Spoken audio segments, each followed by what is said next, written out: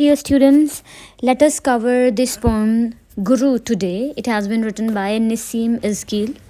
Who is Nissim? Nissim was born in Bombay in 1924. He was educated at Wilson College, Bombay, and Birkbeck College in London.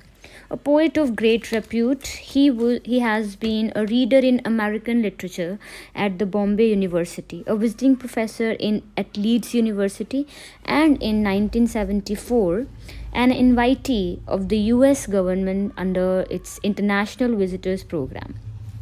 So, Nissim Izquil is a very renowned Indian poet.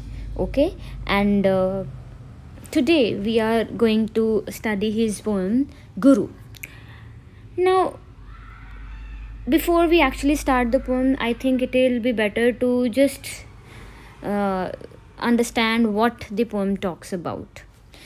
In Guru, the poet presents a satirical picture of a pseudo guru who is the embodiment of those who romp up and down in our country professing supernatural powers and a direct communication with God.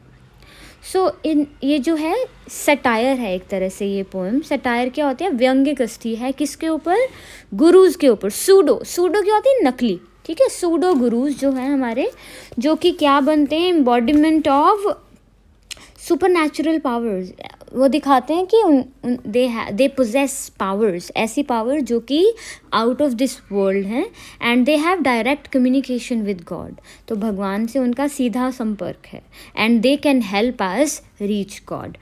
They frequently go abroad to pocket pounds and dollars, selling ancient Indian thought and wisdom, and doling out homespun formulas for attaining peace.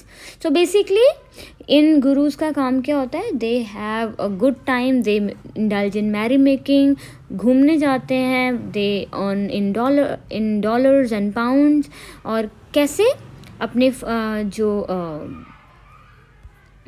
Sermons दे के लोगों को ज्ञान दे के, ठीक है, कि आप किस तरह से भगवान जो अटेन कर सकते हो पीस, किस तरह से आप भगवान से मिल सकते हो. In a subtle ironical manner the poem objectively brings out the corruption, hypocrisy, pettiness and money mindedness of these so called gurus. तो पोएम में किस चीज़ को बेनकाब कर रहा है Nissim, he is and in a very ironic manner. Ironic क्या होता है, अगेन व्यंग कस के, in a very humorous manner वो बता रहा है कि ये जो गुरुज एक्चुअली क्या हैं, दे आर करप्ट. ठीक है, they are not honest people. मतलब गॉड लाइक तो क्या होंगे, they are not even regular honest people, they are hypocrites. मतलब they have double standards, petty people, money minded people. तो मतलब कि खुद वो क्या भगवान से वननेस होगी उनकी, दे themselves are caught up in this money game themselves. तो किसी को और क्या ही निकालेंगे उसमें से. So they themselves are very materialistic people. So and these gurus loiter about, striking hard at the very roots of the culture they pretend to promote. So whatever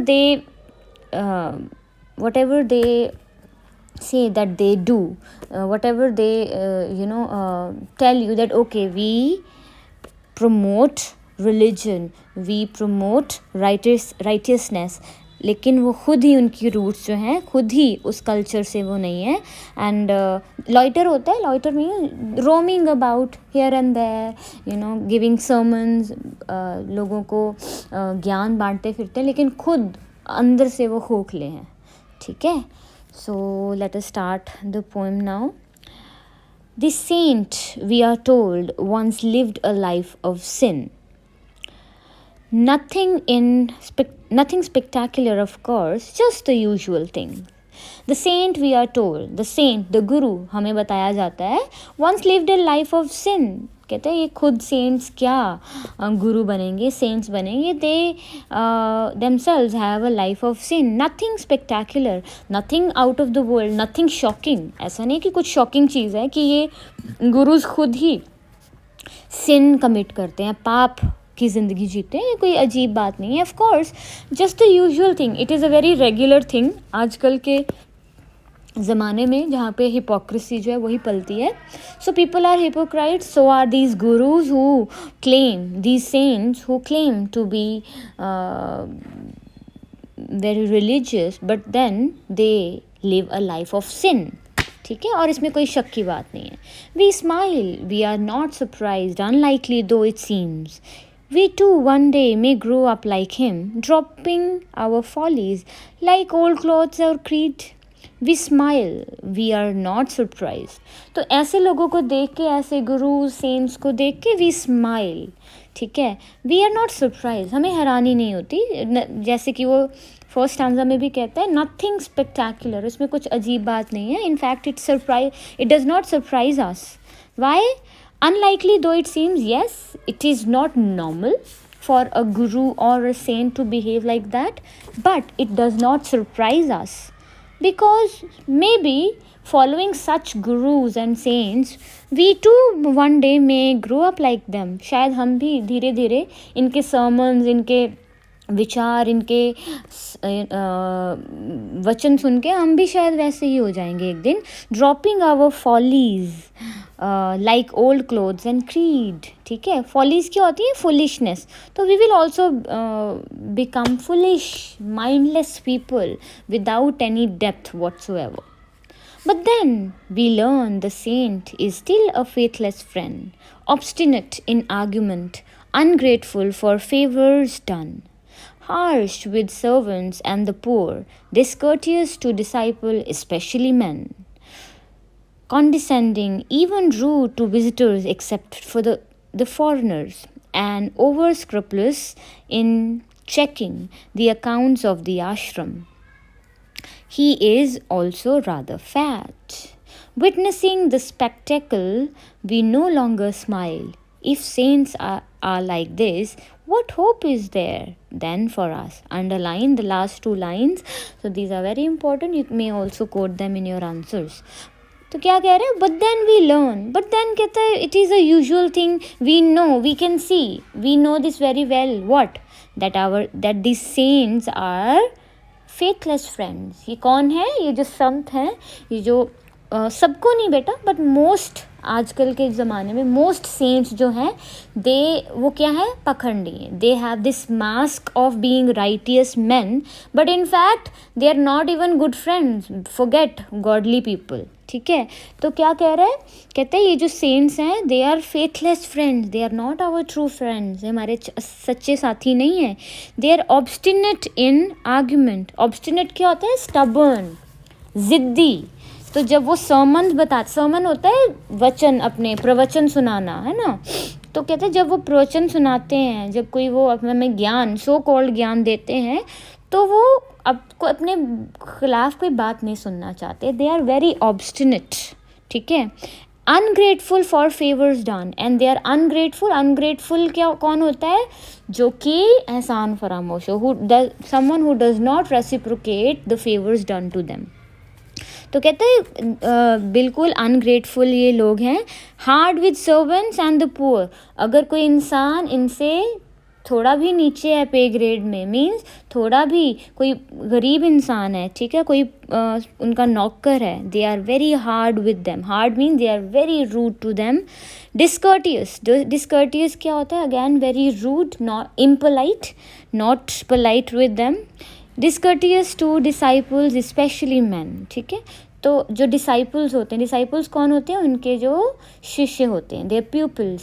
तो उनके लिए दे आर वेरी डिस्कर्टियस, बहुत ही ज़्यादा उनसे रूडली बात करते हैं. Condescending, even rude. Condescending, discourteous, rude, these are all the same things. ठीक है, to visitors, not just their disciples, not just to poor people or their servants, even to visitors, जो लोग उनके भक्त हैं, जो उनके पास आते हैं, except the foreigners, सबसे बहुत रूडली बात करते हैं, स्पेशली उनसे जिनसे बदले में कोई अपेक्षा ना हो, कोई एक्सपेक्टेशन नहीं हो. Except the foreigners. हाँ, जो फॉरेनर मे बी कोई NRI अगर उनके कोई भक्त हैं, उनको बहुत अच्छे से ट्रीट करते हैं. Why? Because they obviously expect fat rationing from them. उनको अच्छे गिफ्ट्स की उम्मीद होती है, अच्छी they expect good amount of money from them, अच्छा चढ़ावा वो चढ़ाएंगे. And over scrupulous in checking. Scrupulous क्या होता है बेटा? Careful, very careful in checking the accounts of the ashram. कितना चढ़ावा चढ़ाया गया, कितने पैसे आए. They are very, जबकि godly people को तो फ़र्क ही नहीं ना पड़ना चाहिए. They are above all these money matters, but no, they are very much indulged in all this and they are after the money actually. तो इसलिए उनको बहुत इंटरेस्ट होता है आश्रम में कितने पैसे आए हैं. He is also rather fat. तो ये जो सेंट्स होते हैं usually they have no interest in money or any power, worldly power or even food for that matter, है ना. लेकिन कहते हैं ये इतना सेंट ये जो है सो कॉल्ड गुरु जो है ये इतना डिसऑनेस्ट है that he is rather fat. इतना मोटा हो चुका है वो खा के that he is far from being a saint. Witnessing this spectacle, ठीक है, ये सारी व्यथा सुनाने के बाद, ये सारी after telling you all this account of these greedy saints, we no longer smile. अब हमें हंसी नहीं आती. Now we do not feel even ironic. वो smile हमारे चेहरे पे जो है ऐसी हरकतें देख के, ऐसे झूठे संतों की, अब हमारे चेहरे पे स्माइल भी नहीं है. It has vanished now, it has gone. If saints are like this, what hope is there then for us. तो अगर सेंट्स ऐसे होते हैं तो फिर हम नॉर्मल इंसानों का क्या होगा. What chance do we have if the people who are supposed to be god-like are like that. So in this poem, beta, this poet Nissim Iskeel, he brings out the irony of the modern world, jahan pe not just maybe the ordinary people are better than these self-acclaimed saints. तो इन संतों से कहीं better है, तो उनमें शायद ज़्यादा kindness होगी. लेकिन these people who claim to be to be in direct contact with God, they are far from being godlike. They are far from being kind. They are far from being benevolent. So that is the crux of the poem. That is the central idea of the poem, that it brings out the hypocrisy, it brings out the double standards of these religious men. Okay.